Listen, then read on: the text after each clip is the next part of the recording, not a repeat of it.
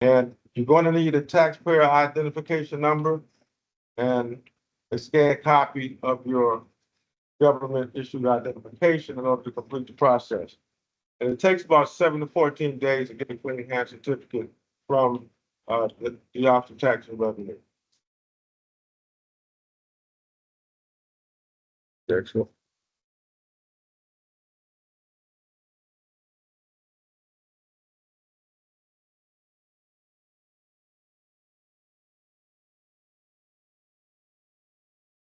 And hand certificate is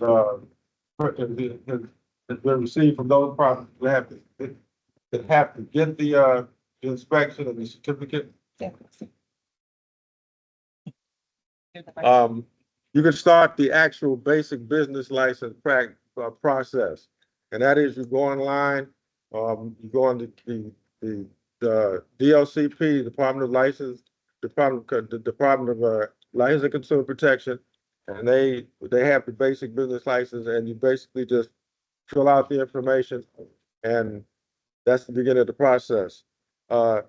Once you start the BBL process, you will have to pay a number of fees, including a $43 per unit registration fee. Okay, and all those fees are collected by by DLCP. Now, once your basic business license application is approved, DLCP will email you a copy of the business license certificate. It's a little rectangular piece of paper, and they'll either send you a hard copy or you can download the copy offline. And that pretty much completes the first part of the license and registration process. Okay, so that's the part that's dealt with by the Office of Tax and Revenue, Department of Buildings, the Department of Licenses and Consumer Protection. Now, once you get that done, you will have to there will be a RAD Form 1, which is a registration claim exemption form in that package. And if you don't have one, you can download the form. The next slide, Ron.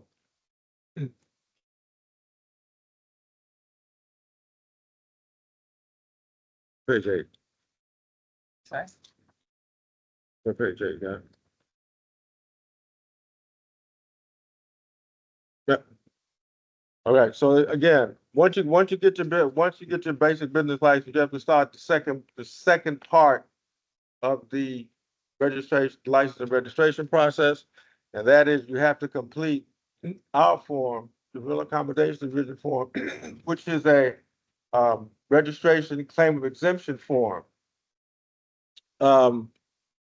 Basically, there's quite a bit of supporting documentation you have to include with that.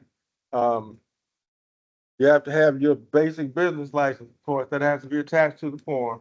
You have to have a copy of the certificate of occupancy that you get from the Department of Buildings if you have a unit that is 3 or more rental. If you have a housing accommodation that is 3 or more rental units, and you have to show proof of ownership. Now, the only document that we accept right now from house providers for proof of ownership is the deed to the property. Prove that the property you're renting, that you own it. No, we used to accept a lot of other documents like tax records and lease agreements, but we stopped doing that now because the information was often inconsistent with the basic business license. The only thing, so to actually definitively know who owns the property, you have to, when you fill out the RAD Form 1, you gotta attach your deed along with this other information. Okay. Now, and if you are claiming an exemption from the rent increase provisions of the Rental Housing Act, we're going to talk about a little later, you also have to bring the documentation that will be listed on the form to establish that exemption. So that's the beginning of the second part of this registration process, and that is completing the form. Now, You don't have to worry about paying for it when the next thing you have to do once you complete the forms is you can either mail it to us down here at DHCD, you can bring it in and file it at the uh, Housing Service Center, which those of you over here just passed to get in here. You can file it, or you can email it to us, and that information is listed on the form. Okay. Now, yes, we're going to take questions at the end. So write your questions down if you're here, or put them in the chat if you're listening online.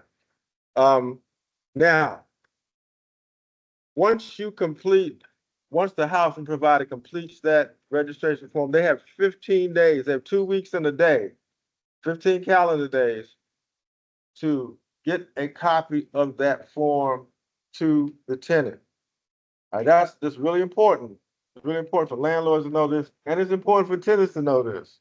Okay, they have to get that form has to be filed. It has to be given to the tenant. They either have to give it to the tenant, um, you can mail it to the tenant, you can hand deliver it to the tenant, or you can post it. If it's a multi-unit building, you can post the registration and the BBL in the building, in a conspicuous place in the building. Or if it's a single family house with one, or it's just a 2-unit flat, you can actually it's sufficient just to give a copy or deliver a copy to the tenant. That's extremely important. Okay. There are other disclosure forms that we will talk about later that a tenant has to get, but that's the most important thing. The second most important thing in a registration property. Tenant, for those of you who are tenants, if you do not file this form, if you do not make sure that the tenants have a copy of this form, your property is not considered properly registered, and if you're subject to rent control, your rent increases may be considered invalid. Okay. Okay. Now, when you the next slide, page 9.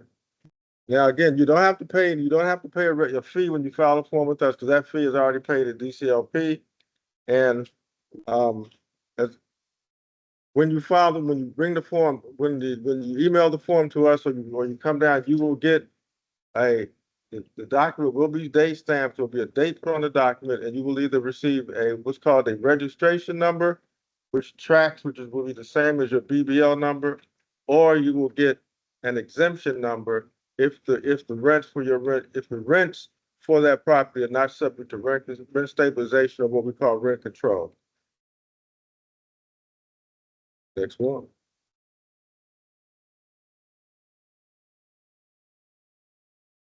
Okay. Next, the next category that we're going to talk about, which has to do with registration.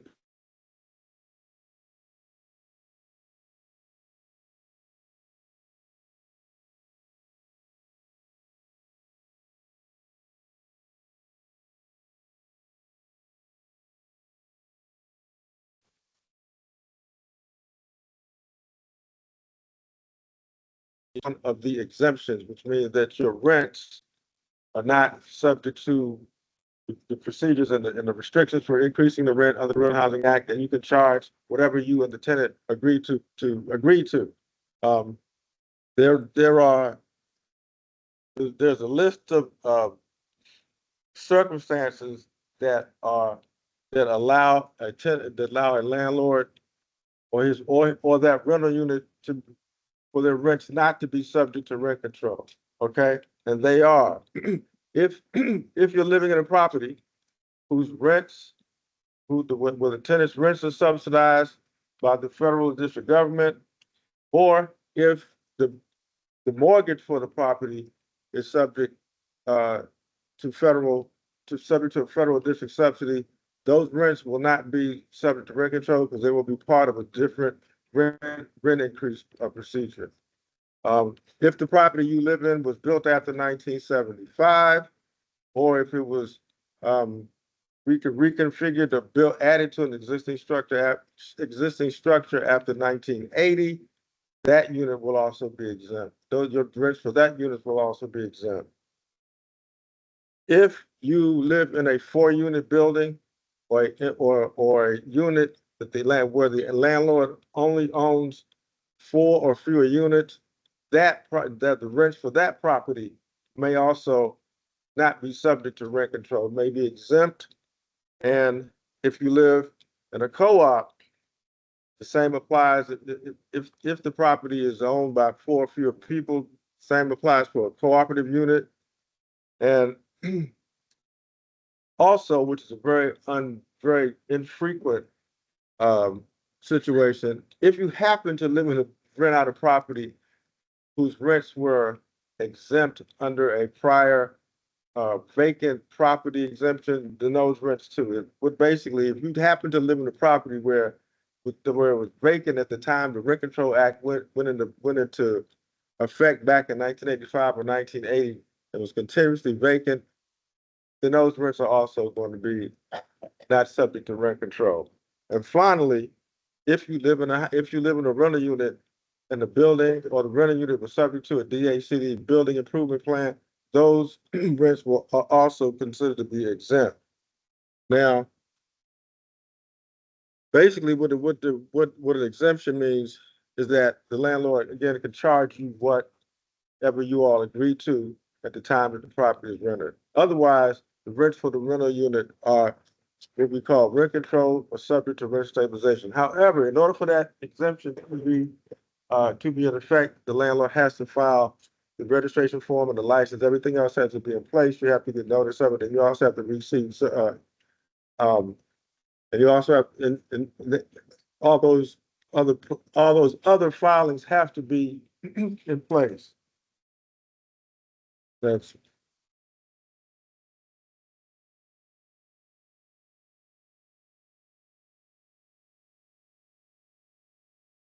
okay. Okay, if a rental unit or a housing accommodation is not registered, you don't register exemption, it is presumed to be under rent control until that happens. At all times, a housing provider has to be responsible for proving his entitlement to the exemption, which means that if a tenant challenges the exemption, the housing provider has to be able to prove it, or if this office decides to challenge the exemption or wants to have some questions about it, the landlord has to be at all times, he has to have that documentation available. Now, there is one exception to the registration and license requirements for an exempt unit, and that is for the units that are exempt because the mortgage, because the property is owned or operated by the District of Columbia or the federal government. If you live in a unit that's owned or operated by the district or the federal government, they do not have to file paperwork with us. That's just the way the council wanted to change the law. That only happened about 10 years ago, 10, 15 years ago. Prior to that, they had to file too, but they decided to remove those properties that are owned by the district or the federal government from the registration requirements. Now, there's a rental unit that is exempt that is rented to a tenant with the tenant rent subsidy. That should be, the landlord has to register that property in a little different way. The tenant subsidy exemption has to be that rental unit has to be put on the registration form, the initial registration form, and then the housing provider has to file an amended registration form that sets forth that designates the units that are not that are subject to the tenant subsidy and not subject to rent control. Okay.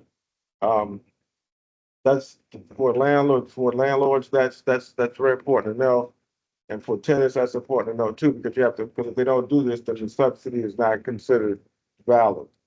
Um, and if you are a prospective tenant, if you are a prospective tenant of an exempt unit, you have to receive notice of the exemption prior to renting, prior to renting the property. Okay, for the property that's subject to exemption, the landlord has to, that information has to be part of the disclosure, the disclosures that you get for when you apply for the unit.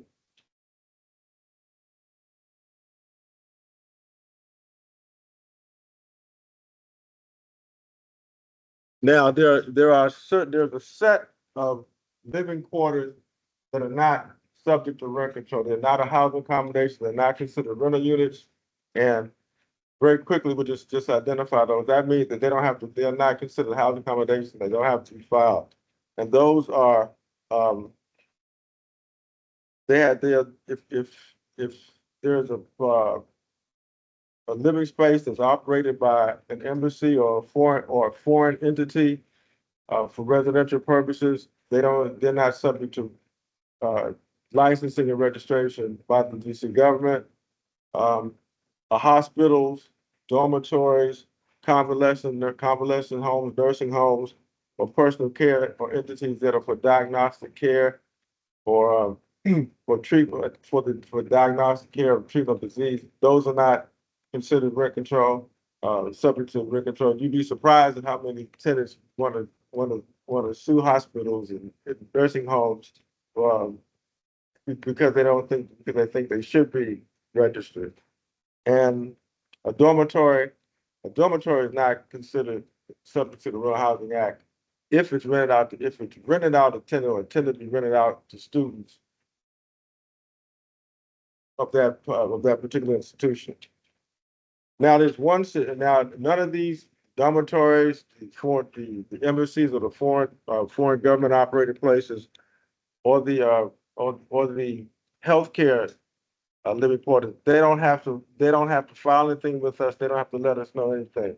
But there's one situation that is excluded from the Rental Housing Act, where they do have to get approval from this office, from the rent administrator, from this payer. And that is if it's a long-term care facility operated by a nonprofit organization. Okay. Um, if you, for instance, like, I'll give an example. Um, Catholic Charities, for instance, they operate a lot of rental units in the district. And they have a lot of, it's a nonprofit organization. They have a lot of care programs, where they rent these properties out, for tenants, for short-term rentals, for long-term temporary housing, under certain programs. They have to file with us to get approval to be excluded as rental properties. And that information, and the long-term care facility, the nonprofit charitable organization exclusion is a very detailed process, and that can be found in the District of Columbia municipal regulations that govern rental housing, which is Title 14, in this case, Chapter 41, Sections 4105. Next. Now we're gonna that is like I said, that's a pretty general overview of what you have to do to get your license and register a rental property in the district. Okay. In addition to that initial registration and licensing process, and back in 2005, the city council passed a group of laws called the disclosure requirements. And what that means is, when you apply for a rental unit, the landlord is required to give you a document that has a list of information about the rental unit that you are considering renting. Okay. And that is you have to disclose, for instance, you have to disclose whether the unit that you're renting, is an exempt unit subject to market rate rental, or whether it is rent controlled. Um, and it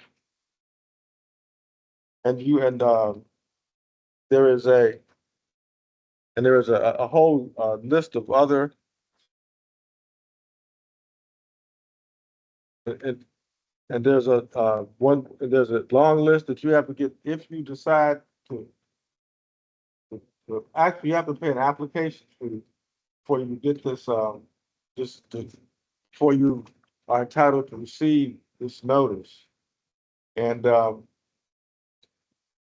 if you do not, and if they fail to give it, I'll go over the other ramifications if they don't do that. But initially, the initial disclosure requirement is for prospective tenants. I'll go into detail that in the next slide. But to finish this slide, with respect to registration issue, there's couple more points about registration. Um, a housing provider, if you purchase a property, purchase a rental unit, um, you have 30 days to go through the license and registration process before you are considered in non-compliance. And again, as I said, you must serve a copy of the registration file on each tenant in the building or post it somewhere in the building. And for single family units, the housing provider must give each tenant a copy of the date stamp registration statement. Okay. And it's also important to know about the registration procedures that if registration information changes, the owner must file an amended registration form with this office. Or if the and they must file amended registration for any change if there are any changes in the operation of that unit. Okay. Now we're going to go into the disclosures.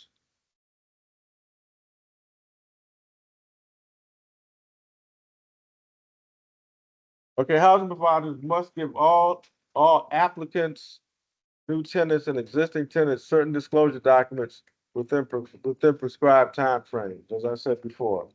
These disclosure requirements apply to all rental units and rental accommodations, not just those units that are subject to rent control. They also apply to exempt housing accommodations.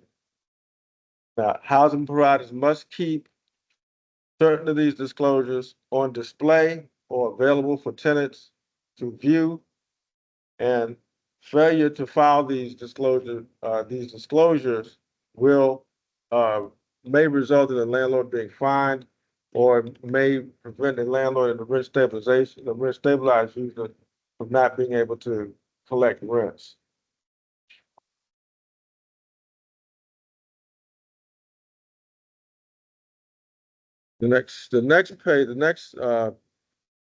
The next slide will just list of the list of disclosure documents that have to be filed in connection with um, renting out a unit. There's disclosure requirements that have to be provided to a tenant when they apply to the property. There are disclosure requirements that must be given to a tenant when they get the keys and they start the list. And then a tenant in an existing unit can request a copy of disclosure from the landlord once every 12 months. In other words, to get a list of everything that's going on in the property. Once you rent it, after you've gotten your notice as a prospective tenant, after you've gotten your notice um, of, of the conditions when you move in. Once you're in the unit, you can also request the landlord to show me the disclosure documents, which is I call them property information statements, but they call disclosures because they're disclosing the information about the property. So once you do that, once you move in, you can also request the landlord to see these documents once every 12 months to see if anything has changed. All right. Now, the disclosure documents contain a long list of information.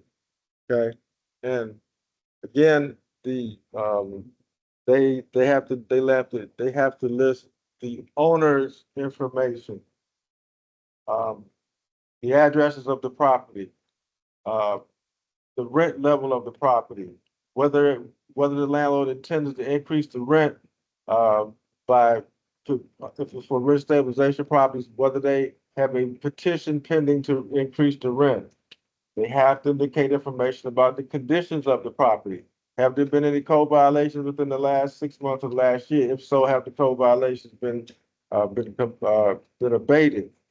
They have to um, list any complaints that have been filed against the landlord, tenant petitions with this office or the DC landlord, DC landlord tenant court.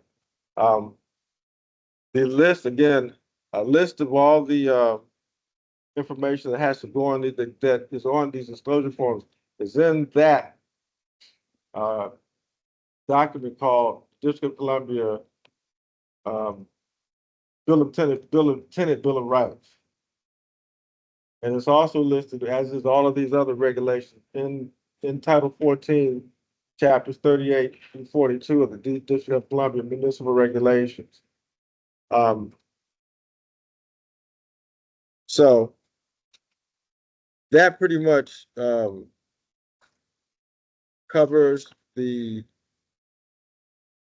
overview of District of Columbia licensing, registration, and disclosures for residential rental properties in the district. This information does not have anything to do with commercial rentals. It's all for residential rentals. Okay. So if you own a business and you're renting out the a storefront, this does not apply. You have to your rights are in chapter 32 of DC of the title title 42, chapter 32 of the District of Columbia, the District of Columbia Code. All right.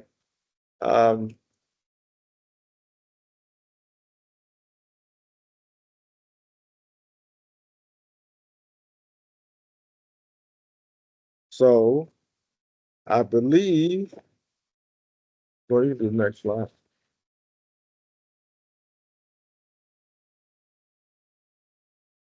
Okay. Okay. The next slide just basically tells you about housing locator services. These are just some information resources where you can find information about residential renting in the district.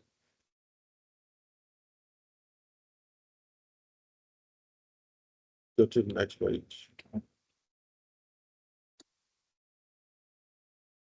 And this is the information about us, the Rental Accommodation Division here at DHCD. Let me make something very perfectly clear. If you have any questions about residential rental property, you can call us. You can call me specifically. I'll be glad to set up a meeting with you, talk to you as long as you want, over the phone, in person, anything. That's what we're here to do. We are a regulatory agency, but we're also here to assist what we call the smooth operation of residential rental housing in the district. Okay, we can't give out legal advice, but we can give you a tremendous amount of information we can let you know what your rights are. We can't tell you how to enforce them, but we can't represent you in how to enforce them, but we have a lot of information at our disposal. We are a good resource here. And you can reach Butler Truesdale, who's on the front of the PowerPoint that you just saw.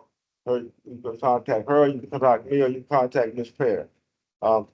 If you're in the neighborhood, you come by and stop at the service center and talk to our contact reps. So we are here to provide you with information 5 days a week, 8:15 to 3:30. All right. So we have plenty of time. This runs till 2 o'clock. We like to get our presentation done within an hour, so we can give you all plenty of time to ask questions. We like to have the questions limited to what we talked about today, but if we have time, we're going to talk about another aspect of rent control, or rent stabilization, or residential rental. if we can answer the question, we will take the question and answer it. So, how do we want to do? Want to do chat question first, or we want to see it? So I'll get close. I've been answering chat questions as we go along, but so does the audience have questions? Oh, my goodness. Great, good. Okay, ma'am in the back, you first. Yeah. Yes, ma'am, it's okay, we got time. Please speak up. No, I'm taking the Oh, we're mic. gonna take a mic, sorry. No, We're bringing you a let's take the mic. microphone, I'm sorry. I'm sorry, Thank you. my And fault. I'm going to be typing the message so our online participants can hear, so I may ask you to repeat too. No, no. Thank you. When you spoke about certificates of occupancy, obviously you mentioned that it has to have at least 2 units or more. But I've had a situation where it was zoned R1 and it was considered a single family dwelling with an accessory. And we were told by the zone administrator, I won't mention their name, that we did not need a C of A. I said, well, I need that in writing. C of O, excuse me. So my question for you, are there certain zones still, but this was some time ago, that if it's zoned in a certain area, then all they would need is just simply what was considered single family dwelling with an accessory apartment, but do you have certain zones that do not require a C of O? Is that still the case? We wouldn't know, that's a zoning question. That would be, handled by either the Department of, Licensing or Department of Buildings. Basically, we operate under the rule that, again, if the rental property consists of 2 units or less, there is no need for a certificate of occupancy. Certificate of occupancies are only required for rental accommodations of 3 or more units. That's why they told you didn't need one, because, This one, so I thought you said it was at least 2 units. okay, well, no, they, because they didn't probably consider the accessory unit a unit. I mean, I'm sorry, I don't, you're right, you didn't have to get it because you don't need a C of O if it's 2 units or less.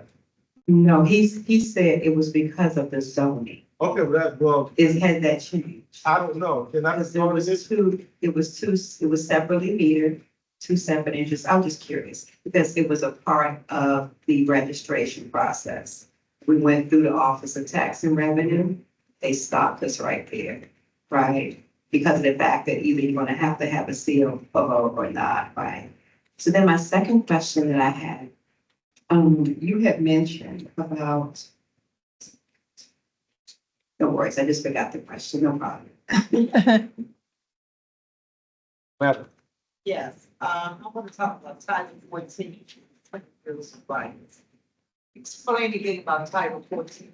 okay, the housing regulations of the district can be found in the District of Columbia municipal regulations. One, the regulations that control or govern rent control are found in Title 14 of the District of Columbia municipal regulations, chapters 38 to 43. Right? You can go online and just type in, you can type in DC municipal housing regulations, or DC housing regulations, or Title 14 housing regulations. If you just type in housing regulations, they'll give you the whole list of titles, and you have to go on and scroll down and go on to Title 14. Because what I heard you mention is that in this Title 14, once you move in, the landlord can tell you if there's an upcoming increase in rent. Now, he can tell you what it is. If it's a petition. Right, if that landlord has filed a petition or is planning to file a certain petition to increase the rent. Right. All right, that's not the type of petition he would file would be in Title 14, but it's his choice as to which to, but he has to tell you on the form what he plans, if they plan to take one, they're supposed to put that on the disclosure form. Gotcha. Is that good? Yeah. Follow to that way, it's just writing. Right. I still gotta give them disclosure. I'm sorry, what was your question? I couldn't hear you. It's just one unit. Oh, Then what did you answer? Yes. Yes, you still have to give disclosure policy. Sir, yes, sir. Previously in your system, you used like Form 8, Form 9, if you were going to request an increase in your rent. And you said one to the tenant, then once you sent that to the tenant, you sent, verification to RAD, right after. Oh, man. I'm sorry. Previously, in your system, rent control, you had Forms 8, Form 9. And you sent one to the tenant, to notify them of impending rent increase based off of CPI plus 2% or whatever. And we sent verification of that later on to Brad. What has replaced that in your system? Nothing. That's still so you want to repeat the question on? no, I heard, thank you. Okay. But the question is, do we still use our rent increase notice forms called Form 8, Form 9? Form 8, which is notice to the tenant of rent increase, and Form 9, which is notice to us of an increase taken on the tenant. That's the answer to the question. We still use those forms, okay? The disclosure forms are completely different from the rent increase form. I didn't mean to confuse you all if I did. We still use them. Nothing has replaced it yet. Now, since you asked, we are planning on changing over to an electronic filing system in the next several months. And when we do that, we will be eliminating the Form 8 and just be using the Form 9. But right now, everything is still paper. We still accept paper filings. And you're right. We want to take your rent increase, and we discussed rent adjustments in a separate presentation.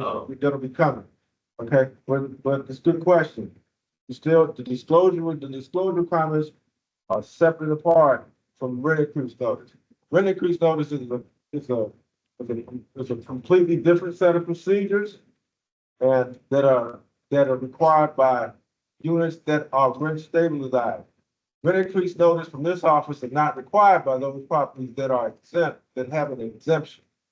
Because that's one of the things that exempt property doesn't have to do. They don't have to file rent increase notices because their rent adjustments are part of another type of rent increase provision, or they're just simply market rate units depending on the type of exemption. But again, yes, we still use Form 8 and Form 9. All right. Matt. Goodbye. Thank you. With regard to your license and basic license number, certificate of occupancy, these are documents you get when you initially acquire the property for rent, I'm assuming. But if you've owned the property for years,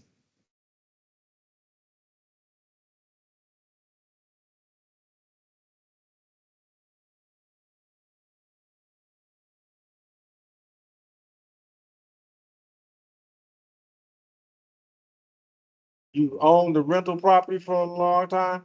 Has it been Yes, rented? I Yeah, do. okay, yeah, if you have to, the licensing laws say that you have to renew your license every 2 years, but you don't have to renew your registration.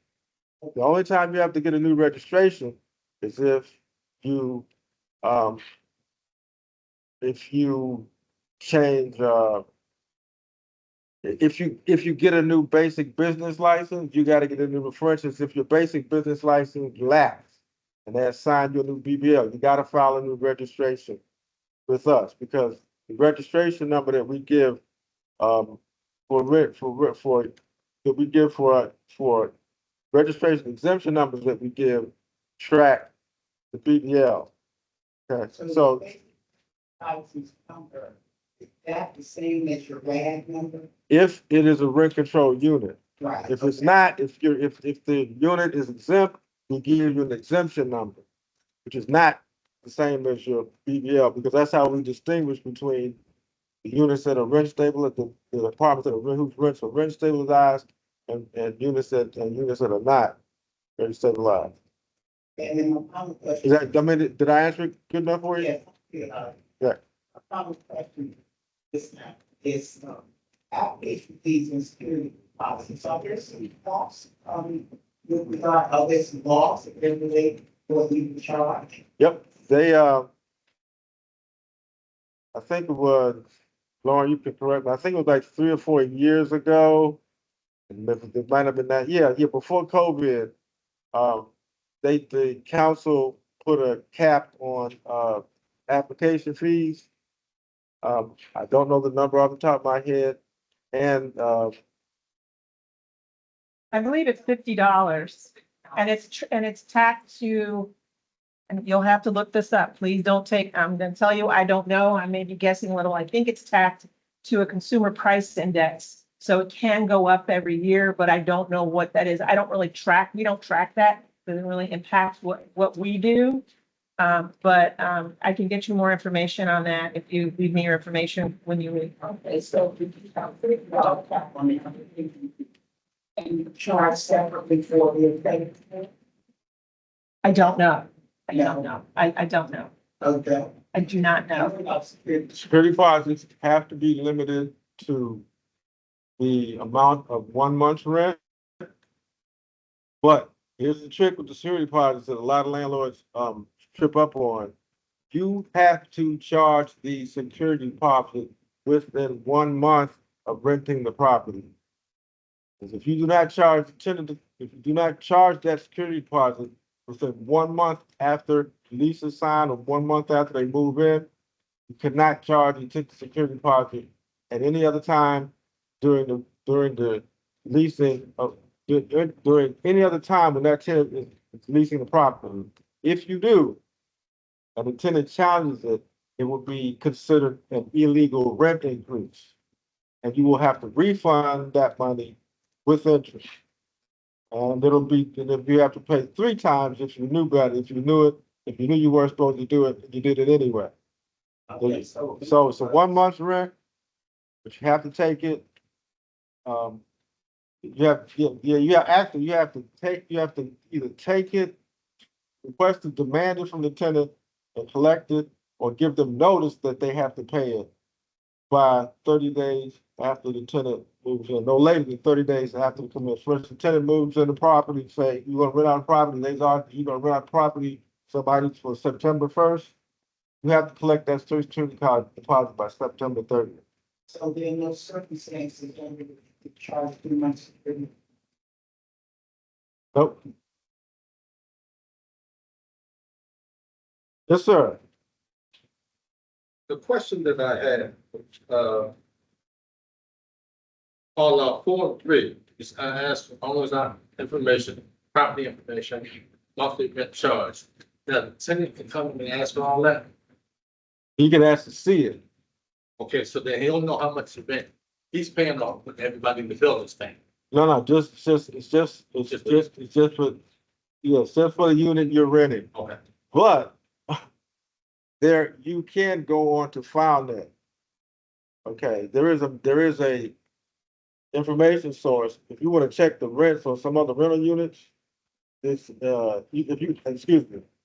you want to research the last rent taken on a rent stabilized unit, what was the last rent taken on apartment 25 in your building or apartment 26, you go into FileNet. It's one of our, I think that was on the public, that was on the public, portal list. Was FileNet on it, Lauren? I'm sorry. Was FileNet on our, It's on our website. yeah, Under, if you go in, there's a link that says housing providers, and if you hover over it, actually, I could probably show you, right? Well, don't let me mess up my screen. If you hover over, you go into dhcd.dc.gov, and then you hover over housing providers, then you'll see a link for rent control and then record search. yeah. And then you can access our FileNet system. There's also logon information and user instructions.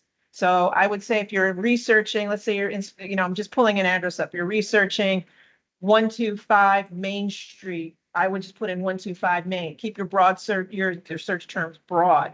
Because if you type in street, sometimes it's indexed under ST or under STR, you know what I'm saying? So, but there are instructions online. And you can, when you pull it up, just scroll down to the last rent increase they filed will be on record. Be on file, and it won't, you might not see the tenant information, tenant's information, but the rental unit rent level should be, the last lawful increase they took should be on there. That's how you can find out. But the landlord is not required to list the rents of all the other units in that apartment building or in that, your neighbors, and that's on that disclosure form. The disclosure form is specific to your unit. There's some other costs, but that be like water, heat. You say other costs for, You know, it says here, monthly rent charge and other costs. What other costs are they talking about? well, in reference to which, That would be form 3.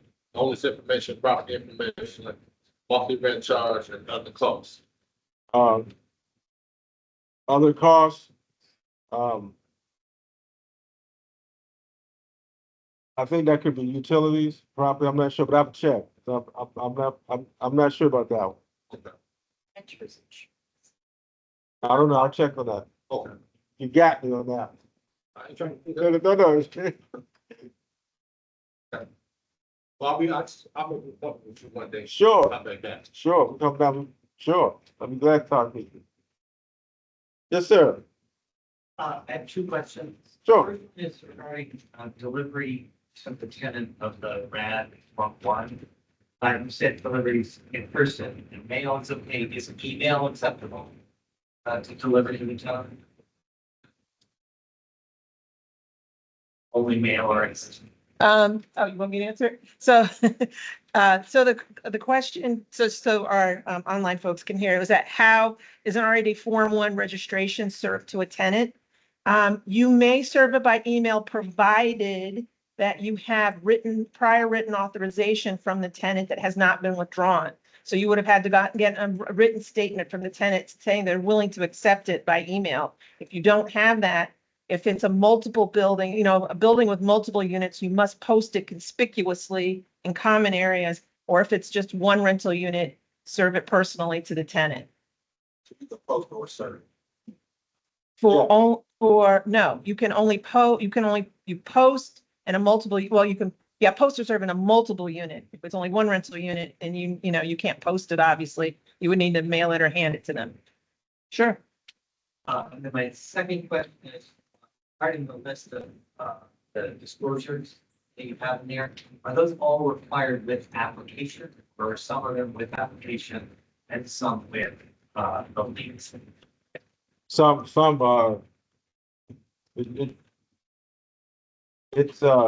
there is a specific amount, a specific list that is given to a prospective tenant. And there's a list of information that you get when you actually get the keys and move in. Then there's a list which consists of both of those two forms that the landlord has to keep. And you can either post it somewhere in the building or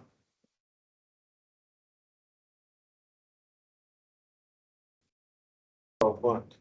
The only difference before the document the disclosure that you receive when you move in is just a 3-year rent history. That's the only thing that's on that form when you move in. Before you move in, when you apply for the property, you should have got the comprehensive notice. Yeah, that's what I meant. This list Yeah. is all with application. Fine. Some of the applications of the lease, I thought the list had identified which is with the lease and which is not. Yeah, it doesn't say anywhere on here whether it's with lease or with application. Okay, again, to save you some time, you can refer to the tenant bill of rights. That tells you exactly which is with the lease and which of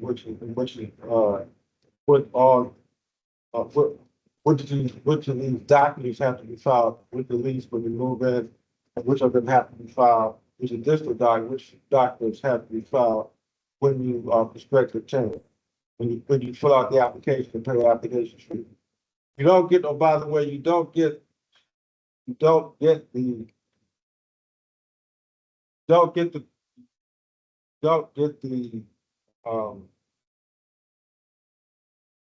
closure notice if the landlord does not ask for an application. Okay? Or if you don't, because basically what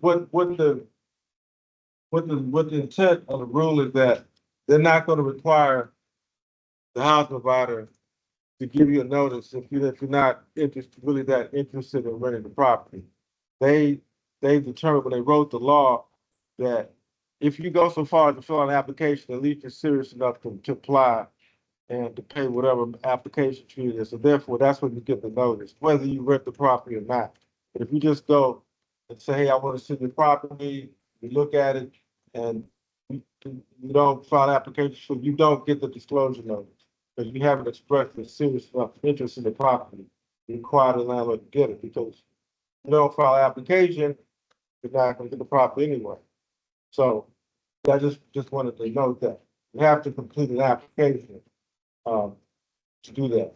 Now, if the housing provider does make certain overtures to you that will start taking information from you, that is akin to an application, then he's got to give you a notice. But there has to be an act, a serious. You have to take a serious step to show that you're interested in the property to actually be entitled to receive the notice. Follow that? So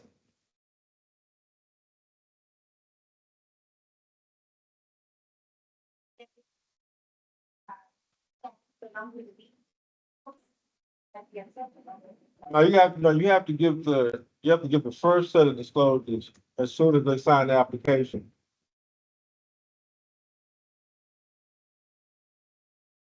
It's okay, the first set of disclosures, it's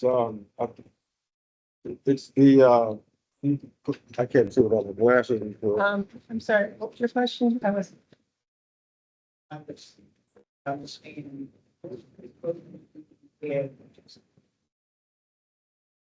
What disclosures do you give when? I was just trying to understand, of this list of disclosures, which ones do we disclose at application for the apartment? And which one do we disclose? Actually, I have the answer. Of the sign, That's with the same question the gentleman over here had. Let me see if, yeah. I think, I have a, if you bear with me just a second, I can, or we can go to another question and I'll come back to you on that. Yeah, let's do that. Unrelated question, just the answer to that one, just later. Oh. If you own 2 or less, you give notice to the tenant for the yearly increase. Do you still have to file any drawings? Yeah, no, if you operate and run a unit that is not receiving an exemption, when you register it, you have to follow all the rent, you have to follow the rent adjustment procedure, regardless of how many units in for each unit. So I would have to file the increase amount you said? Yeah, you have to follow the rent increase policy. If you're renting out a property in the district, right? License it, register it, now you want to increase the rent, there are forms you have to complete. And there's certain times when you can increase the rent, when you can't, certain amounts you can increase it by. So to answer the question, yes, there is a set of forms and a set of procedures that you have to, Where are these forms? right here in the office. They're online at dhcd.dc.gov.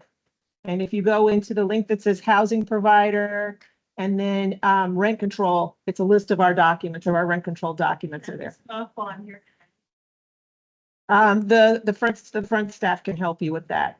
And with your answer, I can't, I'm blocked from getting on the network. Please make sure you give me your email address, yours too, sir. And I can tell you which ones, are, you need to. Just a follow-up to what I asked. Um, So if the renter has been renting for 2 decades, let's say, was that required 2 decades ago It requires in 1975. to file here Yeah, for any rent increase? yeah. For any rent increase, for any rent stabilized unit, any rent controlled unit. But when I say, if you have 2 or less, No, it doesn't matter how many.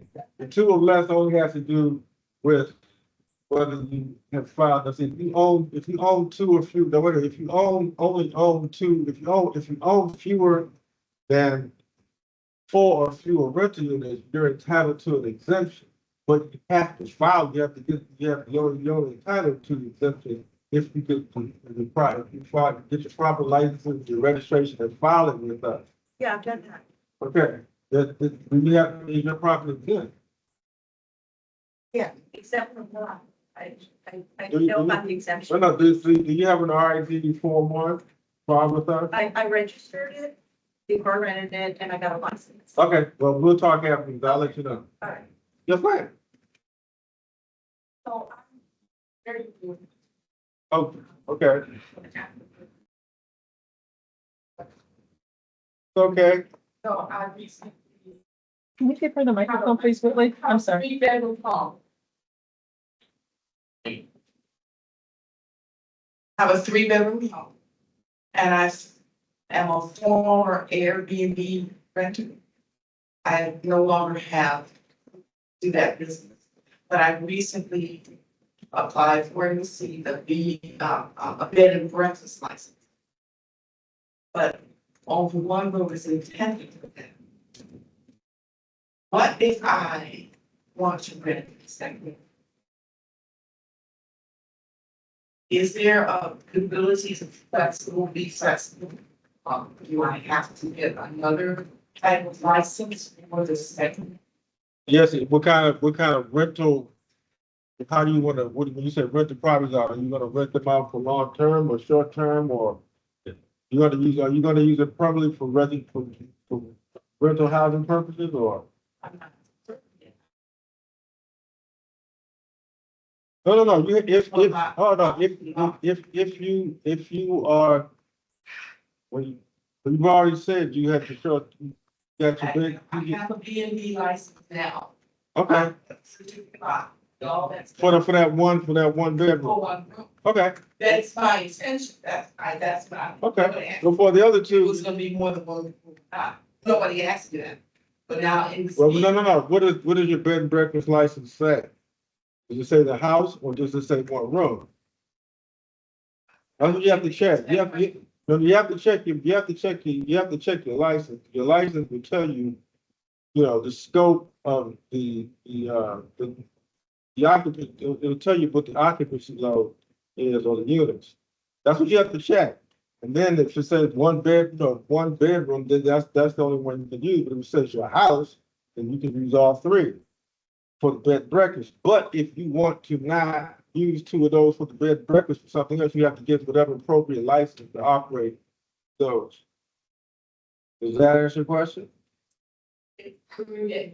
Yeah, so if I can make it a little clearer, check your bed and breakfast license to see what areas of your house it covers. In other words, the entire house or certain bedrooms, certain rooms, I should say. All right? And and regardless of that, if you choose to use the other 1 or 2 rooms for another different use, whatever that use is, you have to check and see what kind of license and registration that are required for the particular type of use you plan for the other 2. If you want to just rent them out permanently, then you have to go through the license and registration process that we talked about today. Okay? Is it? Okay. I ask a question. No, this gentleman back here, has a question. He has an answer for you. Give that a chance. So how do you go about, calculating, your ranking? For that, for unit, for rent stabilized unit, for rent, Yes, a rent control. okay, we again, like I said, we have rent adjustment, uh, presentations, but I'll tell you, uh, a rent stabilized unit is allowed to increase the rent in the following circumstances, the following situations. You can take an annual adjustment of general occupancy, an annual increase once every 12 months. Okay, which is based on either the consumer price index or the COLA. The annual increase percentages right now are very complicated because they were adjusted for COVID and the adjustments are still in effect. And I will do nothing but confuse you if I try to explain it to you right now because it confuses us. And, you know, because it's very complicated. This pair may have it down by rote. I don't, yeah. But anyway, to answer your question, you can go online, and, you pick up, you can go online, pull up our Form 8. Go into our DHCD website and hit the housing provider prompt, and now it come down to the drop down, will say rent control, and it'll say rent control, and you hit that prompt, then you'll see form. You get a list of forms, and then now you go to the Form 8, that'll list all the types of rent adjustments on that form. But the only two that you can take which you can take automatically without having to file a request with us is the annual adjustment or a vacancy adjustment. And, what I would suggest you do is when you look at the form, you give me a call and I can tell you what you need, which rent adjustment you are, entitled to take between the vacancy and annual, and then I can explain the other, what we call petition-based increases that you might be eligible for. There's a list of other increases under the Rental Housing Act where you can adjust the rent. For instance, if you want to make a capital improvement, if you want to do some therapy rehabilitation, if you have services and facilities change, or if you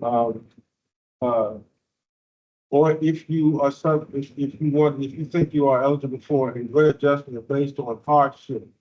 What that means is you're operating this property at less than 12% rate of return of 12% profit. But like I said, I'll be glad to talk to you and give you a talk to you about rent adjustment procedure. If I could just add on to that to see maybe have a better understanding. So as Mr. Anderson was explaining, the rent adjustment is tied to this consumer price index for the DC area, right? Well, during our years of inflation, it went up pretty significantly. And last year, the CPIW plus 2% was 8.9%. The consumer price index for the DC area last year started off at 8.9%.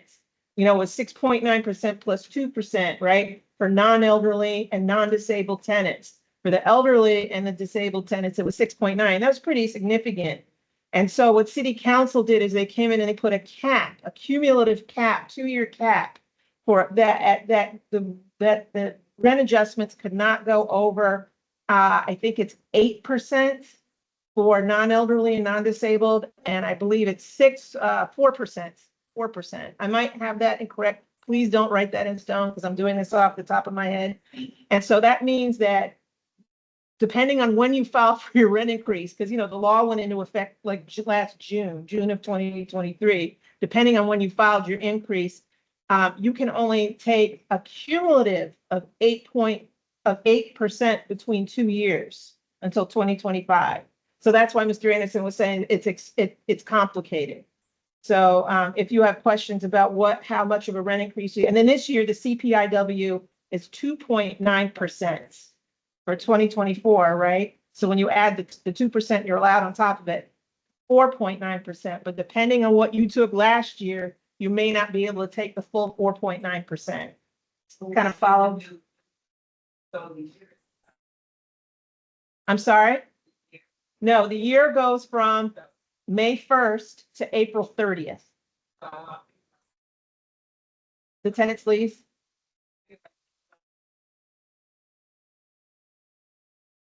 You can't because there's a 60-day requirement. You can't increase the rent for you have to do 60 days advance notice.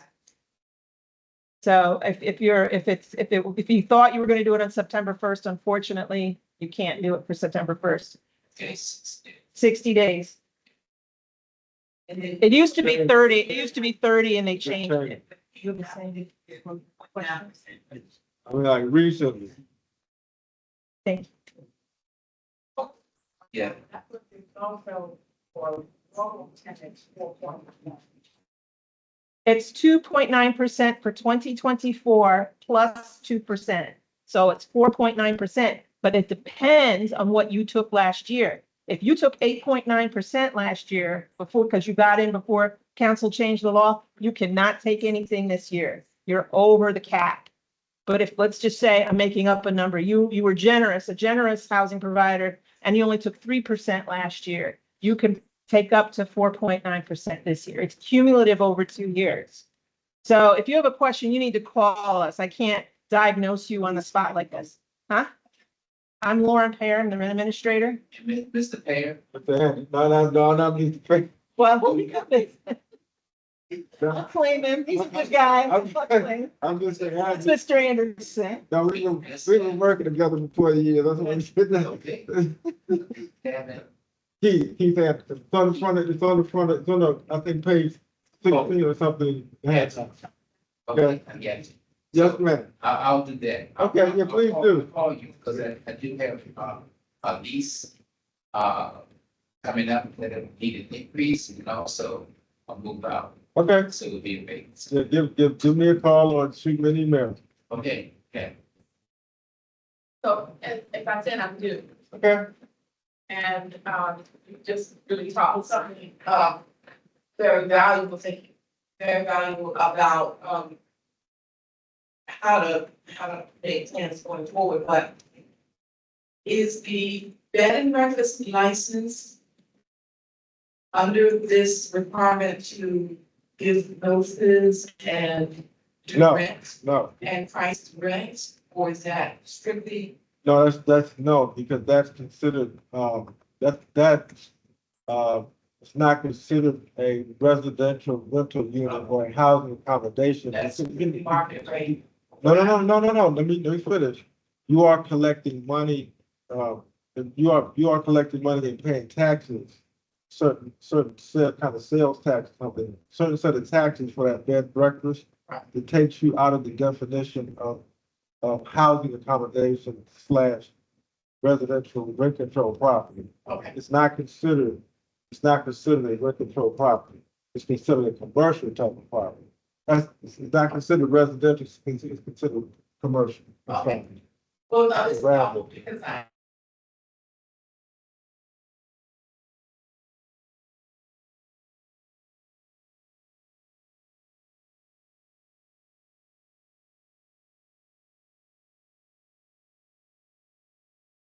Like kind of rental situation. Anyone else? Yes, ma'am. Oh, no, she's gonna give you the mic so we can hear you.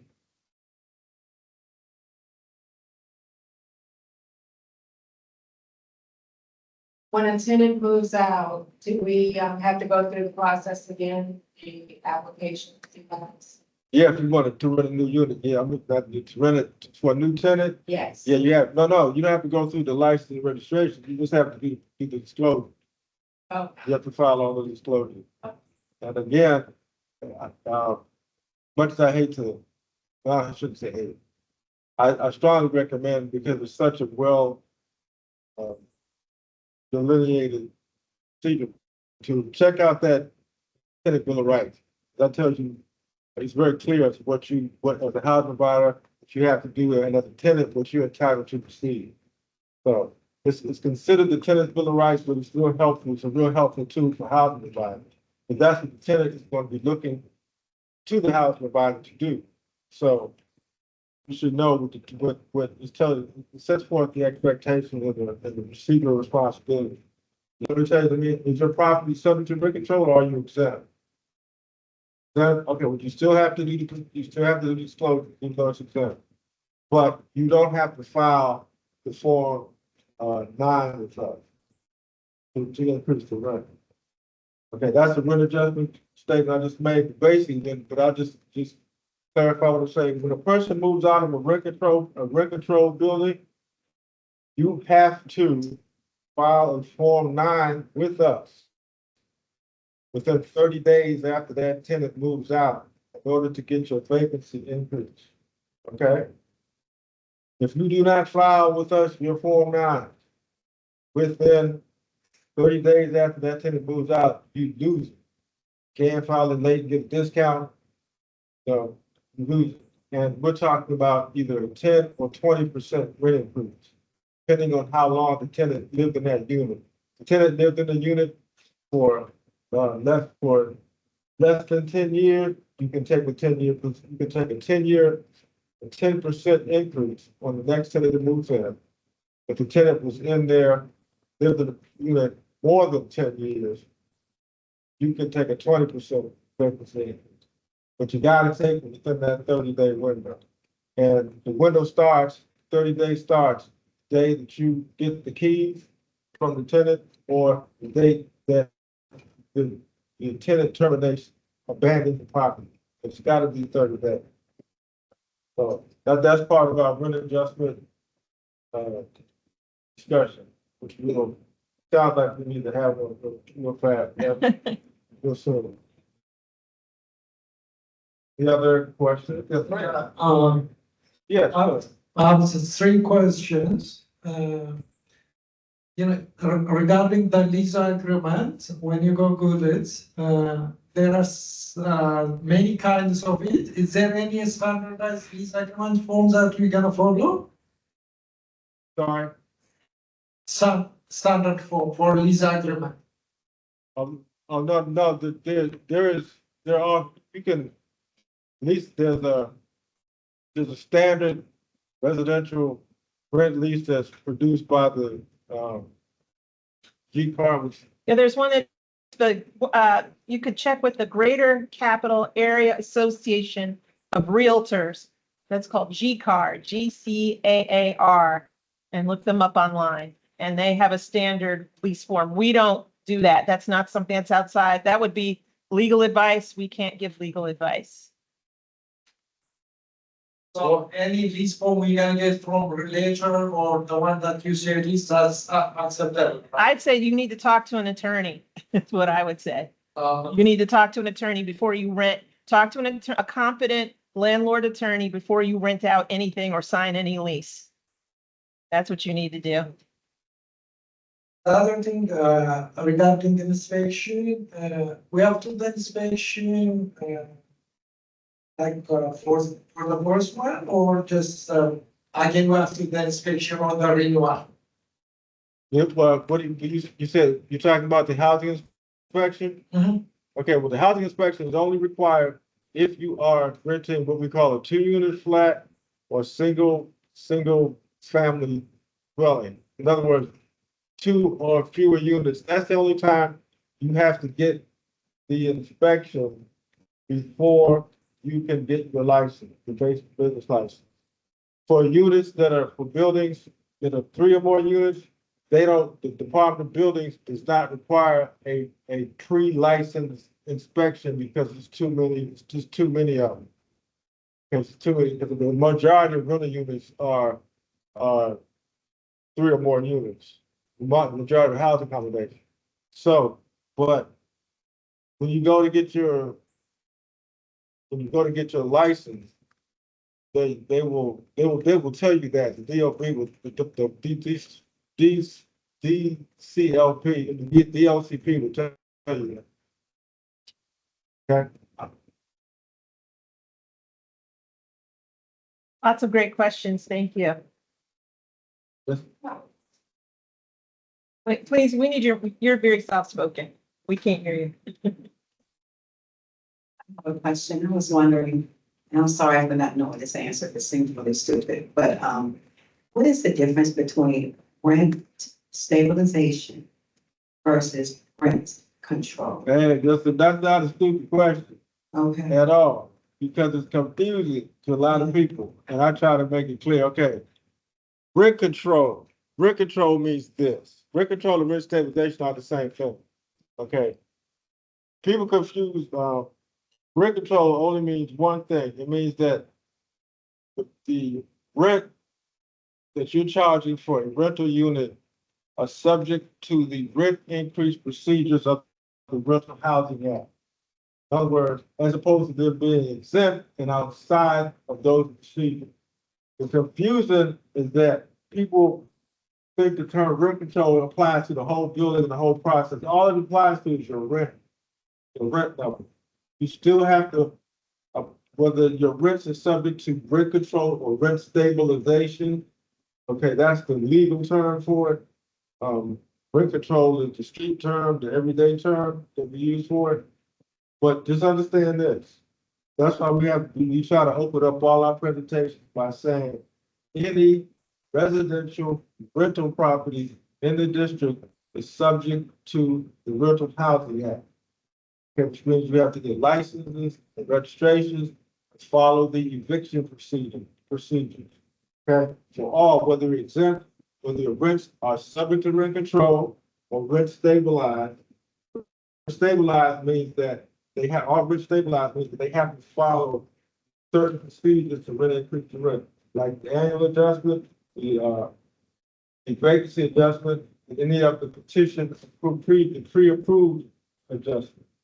Okay, so there is no difference between rent stabilization and rent control. It's the same thing, two different terms for the same thing. But what rent stabilization and you live in a rental unit whose rents are controlled by the Rental Housing Act, or live in a rental unit that is not subject to the rental, that is exempt, is not rent stabilized / rent control. See in the PowerPoint, I have rent stabilized / rent control. That's the state. Please use the microphone. That's okay. Because that question comes up on that housing provider form that we have to give to all tenants. It says to all tenants or all applicants. But in that form, it asks, is your property rent stabilized? Right, that means rent control. Okay, and it's a common misunderstanding. It's so common that it's not as bad now, but years ago, a lot of housing providers and a lot of tenants, a lot of people in the rental community, residential rental community, think that I got a rent control property, I don't have to do nothing. I'm saying I don't have a rent control property. I don't have the register. I don't have the license. I'm not rent control. That's not what it means. All it means is that your rents are not subject to the rent increase procedures of the Rental Housing Act of 1985 and the implementing regulation. I say it again. Rent control or rent stabilized means that rents for your rental unit not subject to the rent adjustment procedures set forth in the Rental Housing Act of 1985 and the regulations that's found in Title 14, Chapter 38 and 43. All right. If your property is not rent controlled, it means that it is exempt under one of the provisions that we listed. And all that means is that you have to collect rent according with your exemption or according to your lease or according to market rate procedure. Is that clear to everybody? If nothing else, I want everybody to leave here understanding the difference between exemption and rent control and rent stabilization. Rent stabilization, rent control. They're used synonymous with interchangeably. Okay?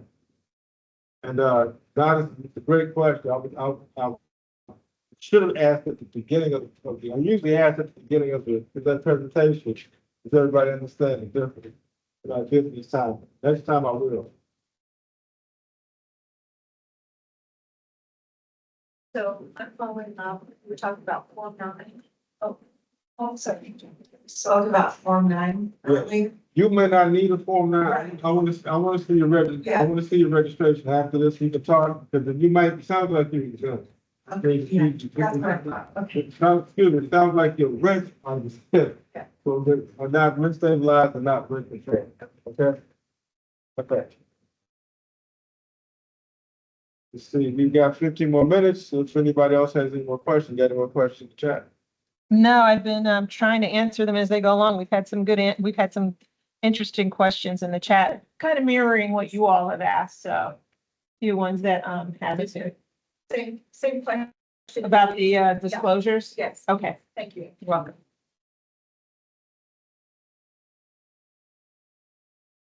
Lionel has a question. Lionel is our communications office, and he helped organize everything. What's your question? I can't hear you, Lionel. Sorry, there's someone in the chat by the name of April. She has a hand raised, and I wasn't allowed her to. Oh, okay. I don't see it hand raised on mine.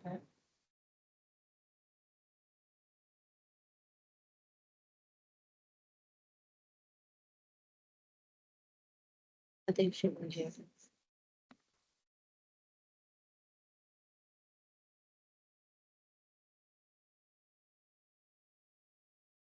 Thanks, Whitley.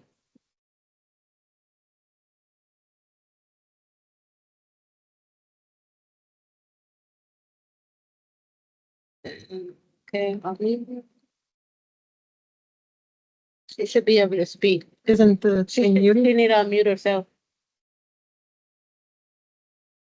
You're still there, but. Very well.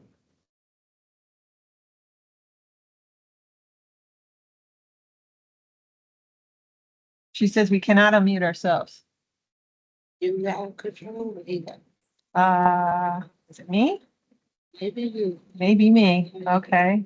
I can't Let me see if I can find Ingra. Here she is. Let me try. I think you got Ah, me. Thank you. I think Thank you so. very Ingra? much. Yes, can you hear me? Can you hear me? I unmuted her. Can you hear me?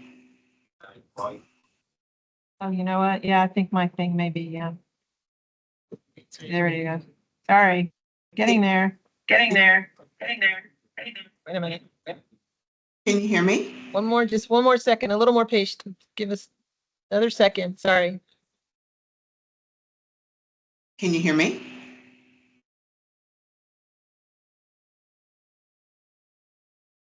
Can you hear me? Yes. You can hear me. Thank you so much. And I will say to you, if this is the wrong form for this question, I'm perfectly okay if you say that's the case, and I will disregard. It's kind of a question about how DOB inspects and how some of that works with the rules with the property. Is that something I could touch or try?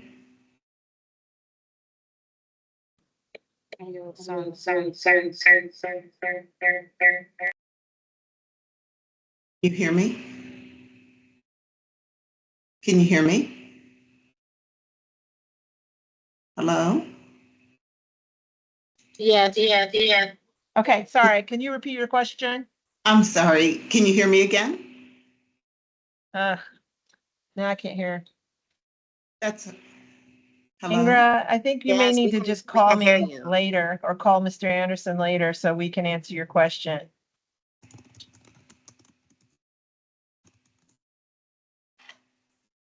Hi, There you go. can you I please can hear you. respond back to the people in the in the chat?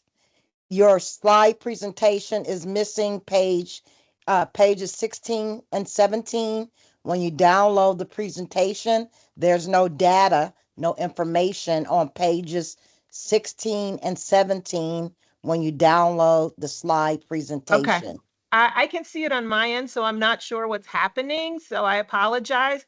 Why don't you, and anyone who wants to do this, you can email me and I'll send it to you directly.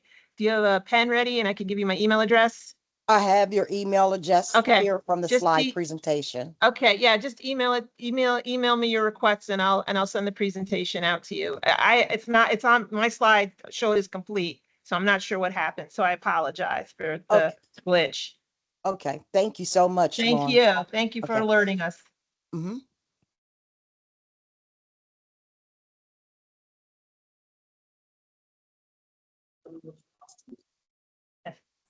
So my question is, hey, about submitting a petition to raise rents, you guys approve that, or is it just filed?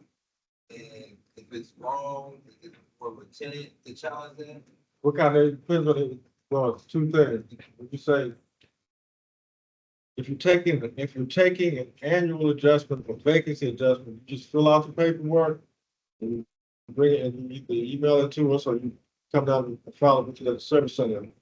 Just- Either way, whether you email it or hand deliver it, walk in with it, we're gonna look at it, take it, give a cursory look. Cursory means we'll see whether you, for the vacancy, whether it's within the 30 days. If it's past the 30 days, they're gonna let you know, say, we gotta send it upstairs for one of us to look at. Make sure you can't stamp it and give it a proof. If it's an annual adjustment, they'll just basically look and see if it's, they'll just look at the document to see if you have the right percentage numbers on there, right dates, and say, well, that's okay, they'll take it. A tenant can still challenge it for other reasons, but for the annual adjustment, the vacancy adjustment, it's just a form file. And we just, again, we just look at it for technical errors. If we can correct or a blatant mistake, for instance, you file an annual adjustment and it's got 2022 numbers on it, we're not gonna accept that. Because you can return that and say, hey, this is way too late. But if you are filing a different type of adjustment, say if you want to increase the rent to make certain improvements on your property, or to change your electric, your heat, your HVAC system to central air or central air, individual units, you have to file a certain petition. Those petitions you fill out, you have to fill it out with us.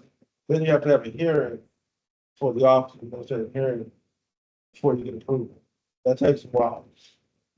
Can I take an annual increase on a vacant unit if I already took a vacancy increase following year? Yeah, you can do, that's the only vacancy, the vacancy annually, you can take one vacancy within a 12-month period after take the annual. One time, you gotta move your anniversary date for the annual. Say you took your annual increase in April, and your tenant moved out in June.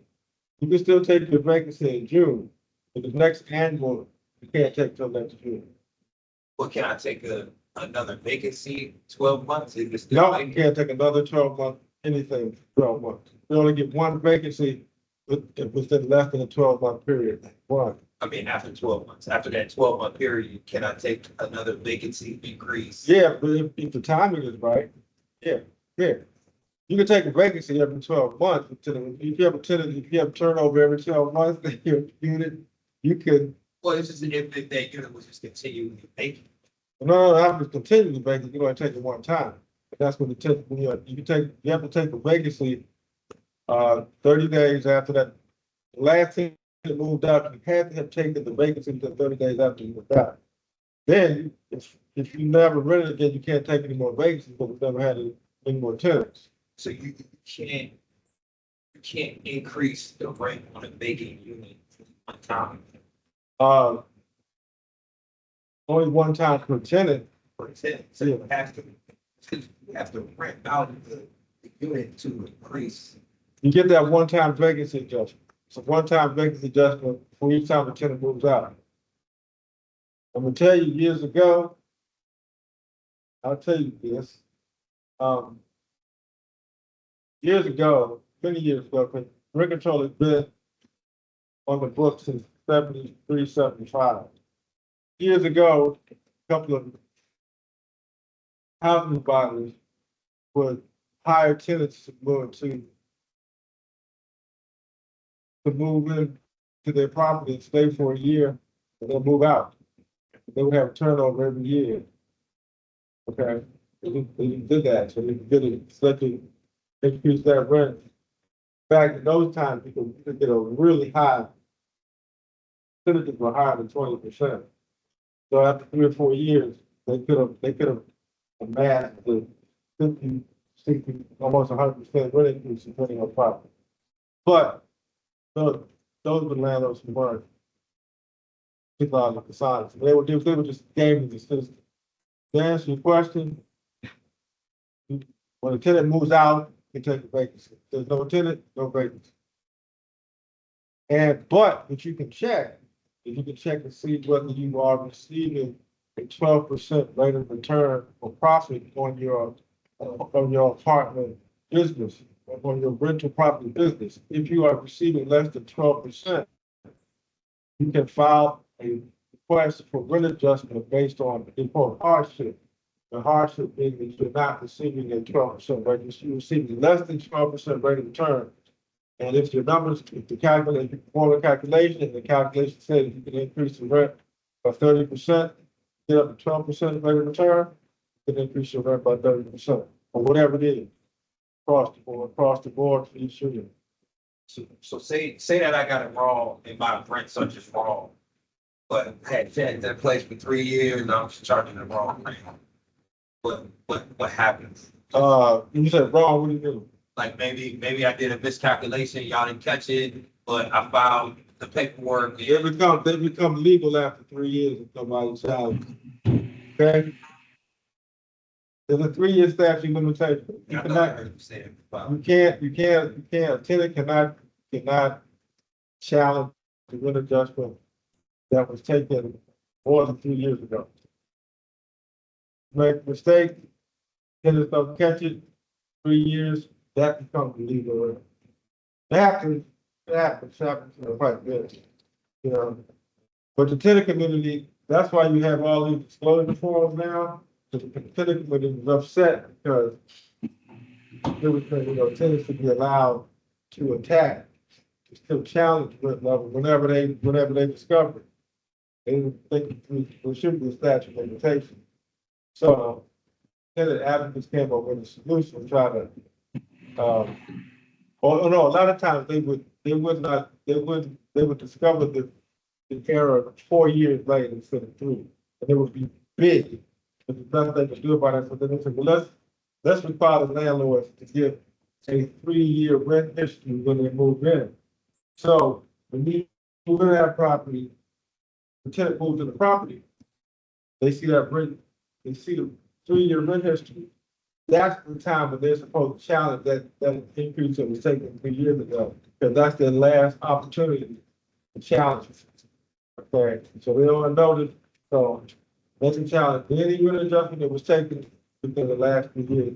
If they want to notice now what the rent doesn't look right, tenant's obligation to let the landlord know that think it's wrong and file a petition. We've got 3 more minutes.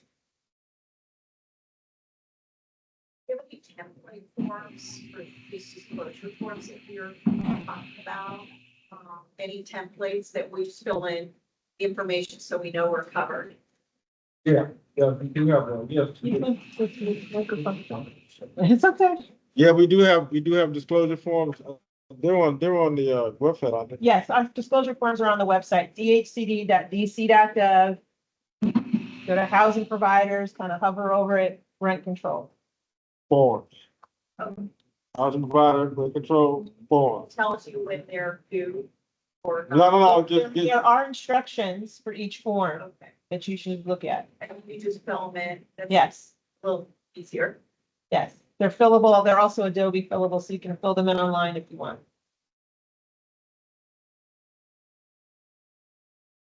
Questions? I don't think we have any. So it's, already is applies according to control or how like if you are exempt, then If you're exempt, you increase, if you're exempt, if the rents for your rental unit or rental units are exempt, you increase the rents according to your exemption or according to your agreement with the tenant, depending on what your exemption is. So for instance, if you have a unit that's subject to a mortgage agreement, that mortgage agreement will tell you how much you can usually increase the rent. Or if you have a tenant subsidy, the subsidy will say how much rent is charged for that unit.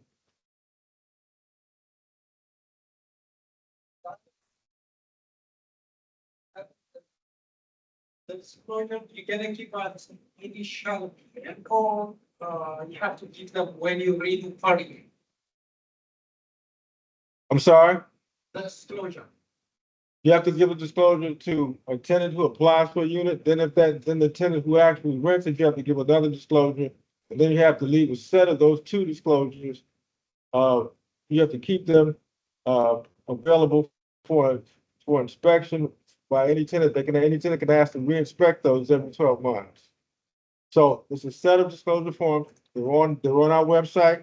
There's a disclosure form. You give a prospective tenant, that is the tenant who fills out an application. And there's a disclosure form you give to that tenant who rents out to you, who actually becomes your tenant. I should say applicant tenant. And then there's those two, then those documents are, the landlord keeps another set of documents on hand for for future inspection.